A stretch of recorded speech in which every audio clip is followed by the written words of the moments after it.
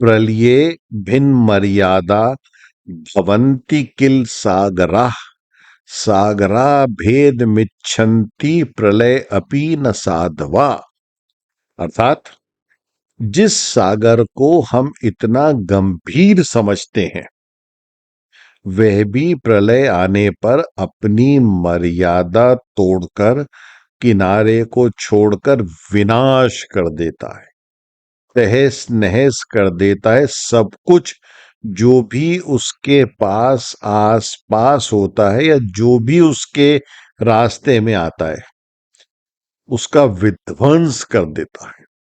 पर साधु श्रेष्ठ जन कितने भी विपरीत परिस्थितियों में क्यों ना हो, कितनी भी आपदा या संकट में क्यों ना हो, पर कभी भी अपनी मर्यादा नहीं लांघते। सदा की भांति सर्वप्रथम उन सर्वेश्वर को सर्वोच्च भावना से नमन, तत्पश्चात सहज ज्ञान सत्संग के इच्छुक सह यात्रियों को प्रणाम। प्रभु जी ये श्लोक लिया है अपने एक अति अतुलनीय अद्वितीय गुरु के अमूल्य संग्रहालय से, और इस संग्रहालय के स्वामी है आचार्य चाणक्य। आचार्य चाणक्य जो है, आचार्य चाणक्य शब्दातीत हैं, शब्दों में नहीं समा सकते। बहुत चाणक्य नीति के ऊपर क्या क्या बातें हुई हैं, बस क्या बताऊं। प्रभु जी बहुत द्वंद में था कि गत सत्संग में जो विषय लिया था अर्थ या धन या पैसा, उस पर गहन चर्चा के पश्चात कौन से विषय का चयन करूं जिस पर कुछ गहन विचार विमर्श हो सके। कौन सा ऐसा महत्वपूर्ण विषय है हमारे दैनिक जीवन में या सामाजिक जीवन में या धार्मिक जीवन में जिस पर कुछ मंथन हो सके, जिस पर सोच विचार किया जाए, या कौन सा ऐसा विषय है जो हमें प्रभावित करता है और अगर हम उसको समझ सकें, पहचान सकें, जान सकें तो हमें कदापि सुविधा हो जाए, आराम हो जाए, कदाचित कष्ट से बच सकें और इस भव सागर को पार करने में आसानी हो जाए।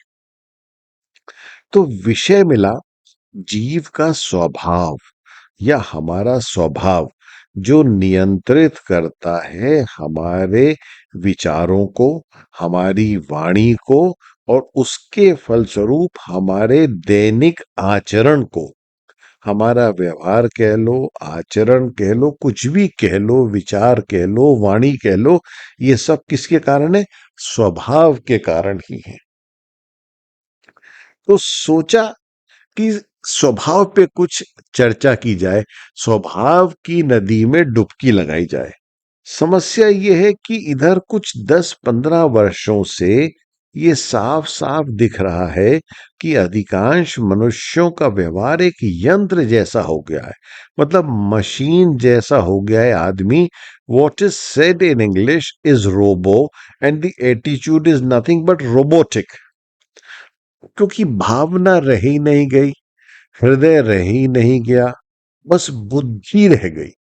आत्मा से परिचित है ही नहीं, हृदय है नहीं, भाव है नहीं, बस मन और बुद्धि। इसीलिए स्वभाव से अब घोर स्वार्थी बल्कि भयंकर स्वार्थ से भरता जा रहा है जीव, जिसको अपनों या परायों का सुख और दुख बिल्कुल भी प्रभावित नहीं करता। हम कई बार गत सत्संग में चर्चा कर चुके हैं वीभत्स कांड की, कि किस तरह से कोई व्यक्ति किसी को मार रहा है, पीट रहा है, लूट रहा है, दूसरे चलते चले जा रहे हैं, कोई व्यक्ति घायल पड़ा है। अभी आई थी एक बड़ा प्यारा सुंदर सा बच्चा, कहीं चितरंजन पार्क का रहने वाला था, कहीं उसका एक्सीडेंट हुआ, पड़ा, लोग वीडियो बना रहे हैं। मतलब इतने बेशरम, इतने घृणित, इतने गंदे, इतने कुरूप हो गया है आज का जीव। वो वीडियो बना रहा है पर उसकी सहायता नहीं कर रहा। तो मतलब जो अपने और परायों के सुख से बिल्कुल भी प्रभावित नहीं है। खैर, आइए प्रारंभ करें अपने सहज ज्ञान का सत्संग और आज का सहज सुंदर मोती लिया है उतने ही सहज सुंदर गुरु की ज्ञान माला से, जिसको कहा जाता है संत कबीर। तो ये संत कबीर की सुंदर माला में से एक मोती लिया है। तो उनका ये सुंदर ज्ञान वर्धक सहज ज्ञान का मोती रूपक धुआ है। झिरमिर झिरमिर बरसिया पाहन ऊपर में, माटी गली सैजल भई पाहन बोही ते।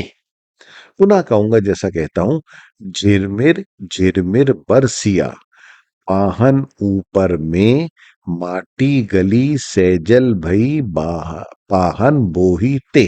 अर्थात मेघों ने वर्षा का जल बरसाया, झिरमिर झिरमिर करके पानी बरसा पाहन पर, पत्थर पर। पहाड़ समझ लो, पर पहाड़ पे तो पत्थर ही है, तो यहाँ पत्थर पाहन कहा गया। तो मेघों ने अपना वर्षा का जल बरसाया झिरमिर करके पत्थर पर, और जो माटी थी पहान के नीचे, पत्थर के नीचे जो मिट्टी थी, जो आसपास, वो भी रूखी सूखी थी, सख्त थी, पर वो सजल हो गई, वो गीली हो गई। और सजल, यहाँ ये अर्थ समझिए कि तुरंत उसने अपना रूखा सूखा रूप बदल दिया, अपना गुण बदला और गीली हो गई, सजल हो गई, बहने लगी जल के साथ, बदल लिया अपना रूप, बदल ली अपनी संरचना।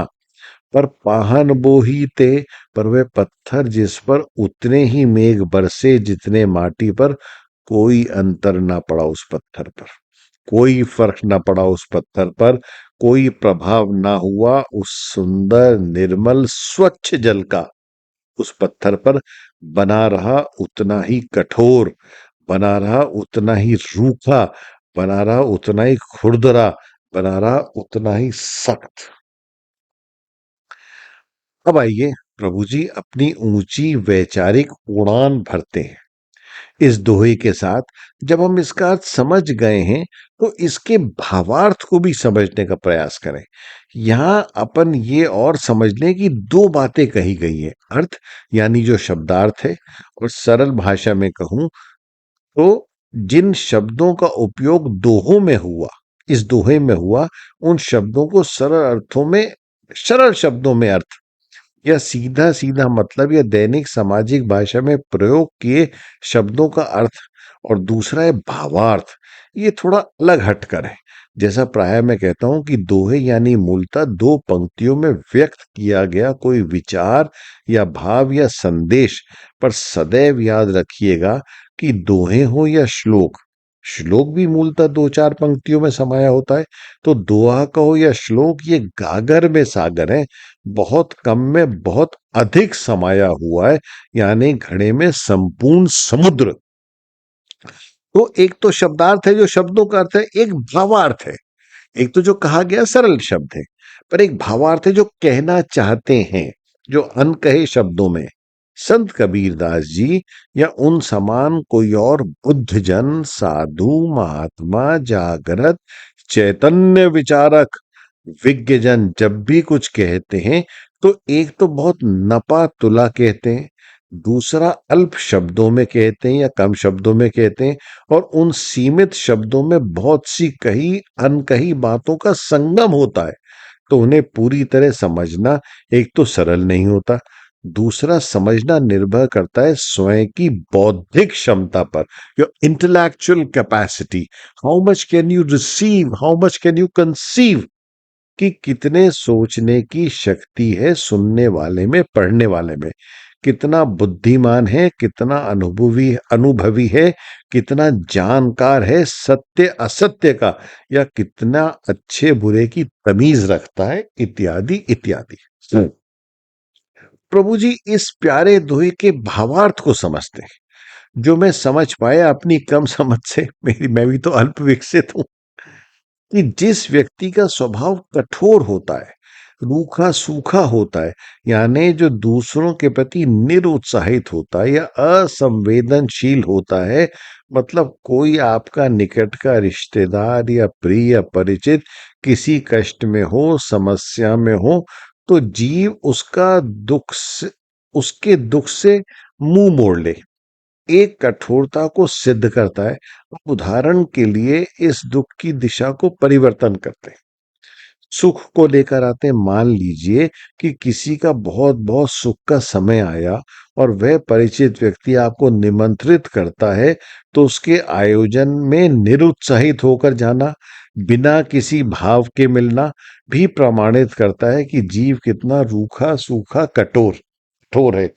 मतलब आपने उसके सुखी में कुछ सुख दिखाया ही नहीं, ऐसे मरे हुए मन से गए, बुझे हुए मन से गए, ऐसे चेहरे पे बुरे भाव से गए, बस हाँ करके वापिस आ गए। मतलब ऐसा लगा कि भैया आ क्यों गया ये।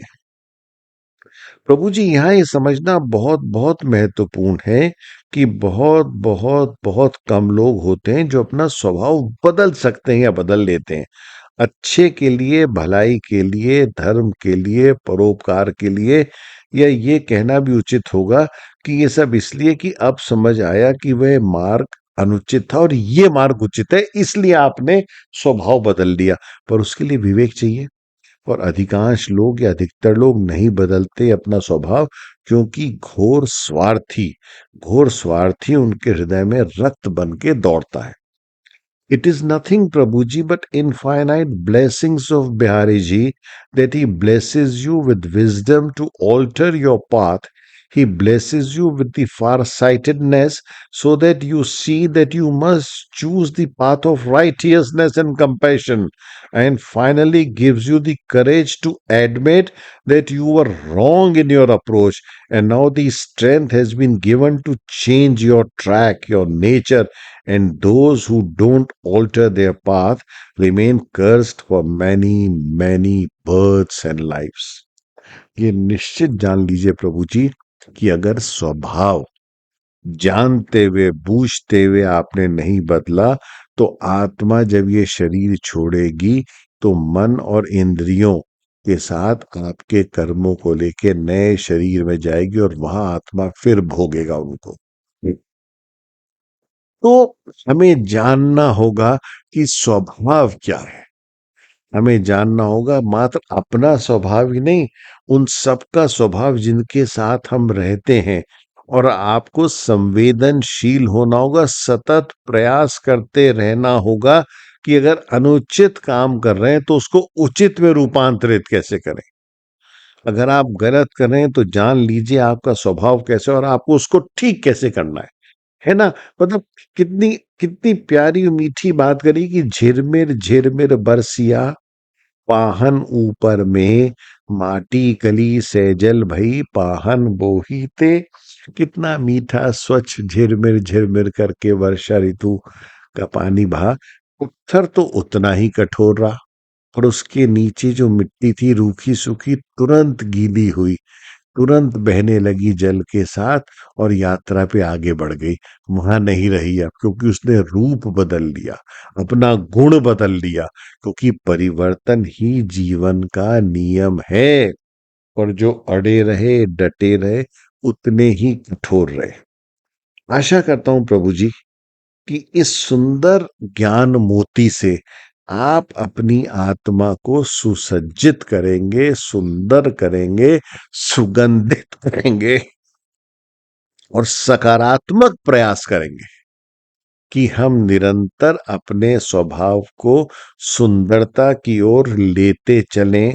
अपने बड़ों को भी, अपने साथ क्यों आयु वालों को भी, और अपने प्रिय छोटों को भी निरंतर बताते रहेंगे कि अगर स्वभाव उचित नहीं है तो उसका परिवर्तन आवश्यक है। चलिए, बिहारी जी की कृपा से इसी दिशा पर अग्रसर होंगे। बोलो राधा प्रिय श्री वृंदावन बिहारी लाल की जय।